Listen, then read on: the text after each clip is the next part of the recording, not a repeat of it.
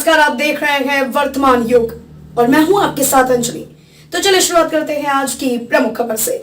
कौन है सुनेत्रा पवार, जो शरद पवार की बेटी को देने जा रही है पारिवारिक गढ़ में टक्कर। महाराष्ट्र में इस साल लोकसभा चुनाव की जंग रोचक हो सकती है। सबकी निगाहें पवार परिवार के गढ़ के कहे जाने वाली बारामती सीट पर होगी, जहां शरद पवार की बेटी और मौजूदा सांसद सुप्रिया सुले का मुकाबला उनकी ही भाभी और राज्य के उप मुख्यमंत्री अजीत पवार की पत्नी सुनेत्रा पवार से होने की चर्चा जोरों पर है।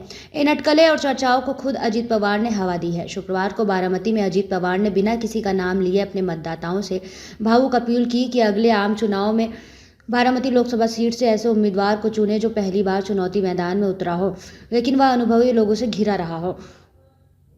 अजीत पवार ने अपने संबोधन के दौरान पत्नी सुनेत्रा पवार का नाम तो नहीं लिया, लेकिन इस बात के संकेत दे दिए कि आगामी चुनाव में बहन सुप्रिया सुले के खिलाफ उनकी पत्नी चुनावी मैदान में होंगी। कौन है सुनेत्रा पवार? 60 वर्षीय सुनेत्रा पवार अजीत पवार की पत्नी है। वह राज्य में एक बड़े राजनीतिक परिवार से ताल्लुक रखती हैं।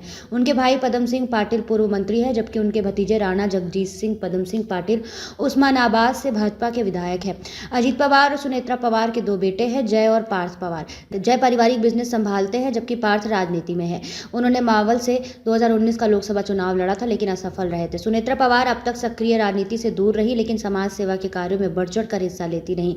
वह 2010 में स्थापित एक गैर सरकारी संगठन एनवायरमेंटल फोरम ऑफ इंडिया की संस्थापक है। उनकी आधिकारिक वेबसाइट कहती है कि वह भारत में इको विलेज की अवधारणा को विकसित करने में एक मार्गदर्शन रही है।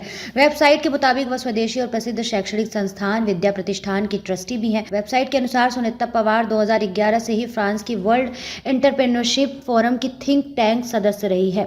मीडिया रिपोर्ट्स में कहा गया कि अजीत पवार पत्नी सुनेत्रा पवार के सामाजिक कार्यों का सक्रिय रूप से प्रचार प्रसार कर रहे हैं। खबरों में अब तक के लिए बस इतना ही। मिलते हैं फिर ऐसे ही किसी बड़ी खबर के साथ। तब तक के लिए नमस्कार और देखते रहिए वर्तमान युग, वर्तमान का सच।